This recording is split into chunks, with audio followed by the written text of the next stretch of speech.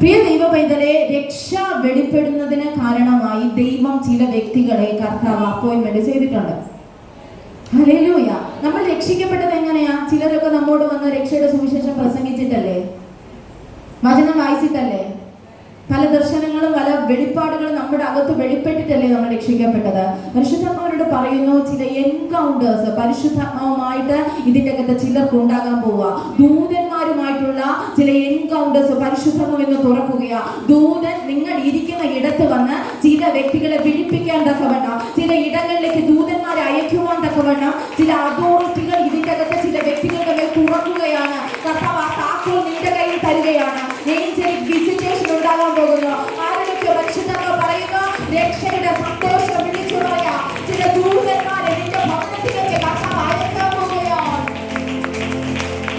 അപ്പൊ കൊർന്നേലിയോസ് പ്രാർത്ഥിച്ചുകൊണ്ടിരുന്നപ്പോ യോപ്പയിലൊരു പത്രോസ് ഉണ്ടെന്നോ, പത്രോസ് സുവിശേഷകനാണോന്നോ ഒന്നും കൊർന്നേലിയോസിന് അറിയത്തില്ല. പരിശുദ്ധാത്മാവ് പറഞ്ഞു തന്നാൽ എല്ലാം പെർഫെക്റ്റ് ആയിരിക്കും. ഒരു തെറ്റും കാണുകയില്ല, ഒരു കുറവ് കാണുകയില്ല, ഒന്നും ഒരു സ്പെല്ലിംഗ് മിസ്റ്റേക്ക് പോലും പറ്റുകയില്ല.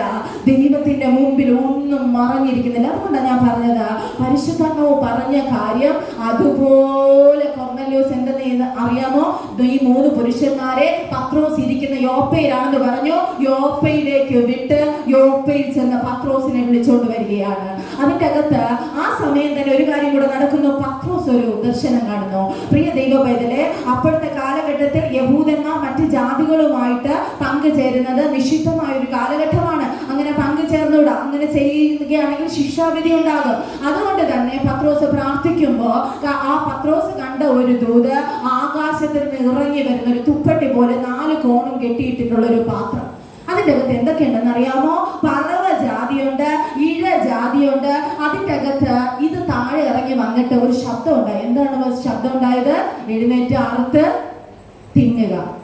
നമ്മോട് പറഞ്ഞ നമ്മൾ എന്ത് പറയും? അയ്യോ, ഞാനിതൊന്നും തിന്നുകയില്ല, ഞാൻ ചിക്കൻ ഫ്രൈ, കുഴിമന്തി, എനിക്കറിയില്ല, അൽഫാം, ഇതൊക്കെ ഞാൻ കഴിക്കത്തുള്ളൂ. പഴങ്കഞ്ഞി ഇപ്പൊ ലേറ്റസ്റ്റ് ആണ്. ചില ഹോട്ടൽസിൽ കയറിയാ പഴങ്കഞ്ഞി ചട്ടിയും ചോറും എന്നൊക്കെയാണ് എഴുതിയിരിക്കുന്നത്. ഭയങ്കര രസം തോന്നുന്ന, നിങ്ങൾക്ക് വിഷം ഇരിക്കുകയാണെന്ന് എനിക്കറിയാം, പറയട്ടെ, കുഴപ്പമില്ല അല്ലേ. പഴങ്കഞ്ഞി വളരെ സ്പെഷ്യലിസ്റ്റ് ആയിട്ടുള്ള ആൾക്കാരാണ് ഇതിൻ്റെ അകത്ത് ഇരിക്കുന്നത് എനിക്കറിയാം. ഇപ്പോൾ വളരെയധികം നല്ലൊരു ഡിഷായിട്ട് പഴങ്കഞ്ഞിയെ പ്രഖ്യാപിച്ചിട്ടുണ്ട്. എല്ലാ ഹോട്ടൽസിലും, മിക്ക ഹോട്ടൽസിലും ഇപ്പോൾ ഉണ്ട്. ഇതാണെങ്കിൽ നമ്മൾ ഒരു കൈ നോക്കിയാൽ അയ്യേ, ഇഴജാതി, പറവ ജാതി, അറുത്ത് തിന്നെ ചിക്കൻ ഫ്രൈ ആയിട്ട് കഴിച്ചോളെ, നമ്മൾ തൊടുവോ? അതുകൊണ്ടാണ് നമ്മൾ രക്ഷപ്പെടാത്തത്. ദൈവം പറഞ്ഞ അശുദ്ധിയെ തൊടാൻ പറഞ്ഞ തൊട്ടോണം. ദൈവം പറഞ്ഞ അല്ലാതെ തൊടേണ്ട പണി കിട്ടും. ദൈവം സംസാരിച്ചാൽ അശുദ്ധമായതാകത്ത് തിന്നാൻ പറഞ്ഞാൽ കുഞ്ഞങ്ങനെ അത് തൊടാൻ പറഞ്ഞതിന്റെ കാര്യമൊന്നുമില്ല. നീ എടുക്കുമ്പോൾ തന്നെ അത് വിശുദ്ധിയായി മാറുക. നിന്റെ മുമ്പില് പാപിയായ ഒരു വ്യക്തി അടുത്ത് കടന്നു വന്നാൽ നിന്റെ മേൽ വ്യാപരിക്കുന്ന അഭിഷേകം ആ വ്യക്തിയുടെ വ്യാപരിച്ച് ആ വ്യക്തിയെ അശുദ്ധിയിൽ നിന്ന് പുറത്തു കൊണ്ടുവരും. Hallelujah, hallelujah, hallelujah. യേശു കർത്താവ് കൂടുതൽ പാപിയായ ഒരു മനുഷ്യന്റെ കൂടെ നടന്ന വ്യക്തികളാണ്. അപ്പൊ ഈ ഇതിന്റെ അകത്ത് കൂടെയുള്ള യഹൂദന്മാരും മതപണ്ഡിതന്മാർക്കും അതൊന്നും ഇഷ്ടപ്പെടുകയില്ല. അവർ പിറുപിറുക്കാൻ തുടങ്ങി. പക്ഷെ ഞാൻ ഒരു കാര്യം പറയാം, യേശു കർത്താവിന്റെ പരിപാടി യേശു കർത്താവ് നിർത്തിയില്ല. അതുകൊണ്ടാണ് ജീവനുള്ളവരുടെ ദേശം നമ്മൾ ഇവിടെ രക്ഷിക്കപ്പെട്ട് നന്നായിരിക്കുന്നത്. ഹല്ലേലൂയ. എന്തോ മരണത്തിന് അടിമപ്പെട്ടു പോകേണ്ട, എന്നേ പാപത്തിന് അടിമപ്പെട്ടു പോകേണ്ട നമ്മെ ആ രക്ഷയുടെ ആ വണ്ടിക്കകത്ത് കയറ്റിയ ദൈവത്തിന് നന്ദി പറ. ആ വാഹനത്തിൽ നമുക്ക് രക്ഷയെന്ന ടിക്കറ്റ് തന്ന ആ സ്വർഗ രാജ്യത്തിന്റെ യാത്രക്കകത്ത് നമ്മളെ കൊണ്ടുപോകുന്ന ദൈവത്തിന് നന്ദി പറ. ചിലർ എന്ത് ചെയ്യുന്ന അറിയാമോ? ചിലർ ഈ ബസ്സിലൊക്കെ പോകുമ്പോ അവരുടെ സ്ഥലം എത്തുമ്പോൾ അവർ ഇറങ്ങി പോകല്ലേ. നിങ്ങളാരും ബസ്സിലും പോയിട്ടില്ല?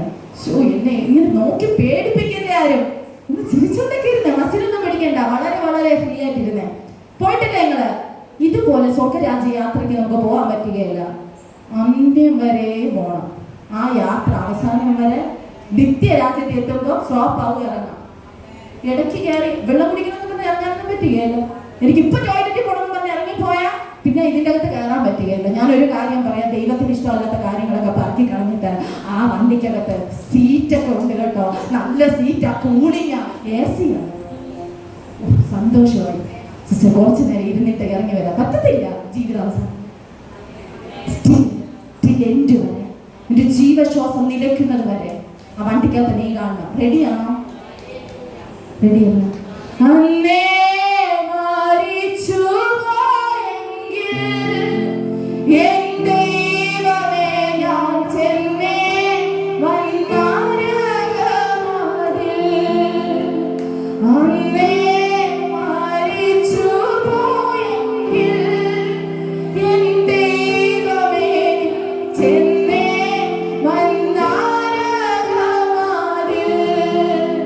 തന്നോ നിൻ കൃപാദാനം എന്നും ജീവിച്ചിടുവാൻ, തന്നോ നിൻ കൃപാദാനം എന്നും ജീവിച്ചിടുവാൻ, ഈ ലോകം വിട്ടു ഞാനാ മേലോകം പോകുവോളം, ഈ ലോകം വിട്ടു ഞാനാ മേലോകം പോകുവോളം, അന്നേ മരിച്ചു പോയെങ്കിൽ, രക്ഷിക്കപ്പെടുന്നതിന് മുമ്പ് മരിച്ചെങ്കിൽ, പാപത്തിൽ കിടന്നപ്പോ മരിച്ചെങ്കിൽ, പാപക്കുഴി കിടന്നപ്പോ മരിച്ചെങ്കിൽ, എൻ ദൈവമേ ഞാൻ ചെന്നേ വന്നാരകമതിൽ.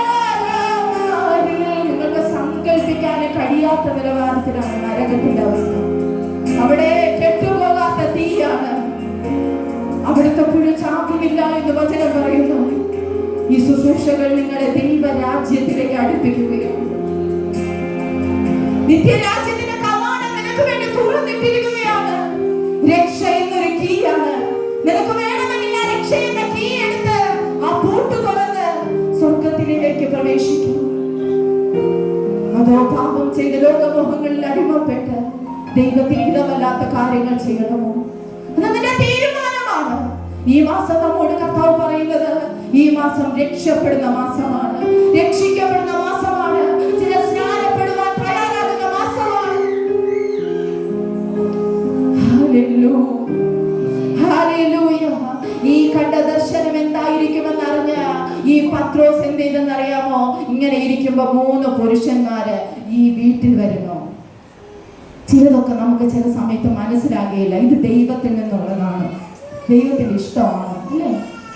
ഡൗട്ട് വരുമല്ലേ? അതിനു മുമ്പേ പരിശുദ്ധമോ നമുക്ക് പറഞ്ഞു തരും, ഇത് ദൈവത്തിൽ നിന്നുള്ളതാ, ഇവരുടെ കൂടെ പോയാൽ നിനക്ക് അക്കരെ എത്താം. ഹല്ലേലൂയ. വഴി വെച്ച് നീ വീണു പോവുകയില്ല. ആ പത്രോസ് എന്ത് ചെയ്തെന്നറിയാമോ? ഈ കൊർന്നല്യോസിന്റെ കൂടെ പോയി. അശുദ്ധയായിട്ടുള്ളത് അതെന്താ കാണിച്ചത്? യഹൂദന്മാരുടെ കൂടെ അല്ലാതെ മറ്റ് ജാതികളിലുള്ളവരോട് ശുശ്രൂഷ അനുഭവിക്കാൻ പോകരുത്.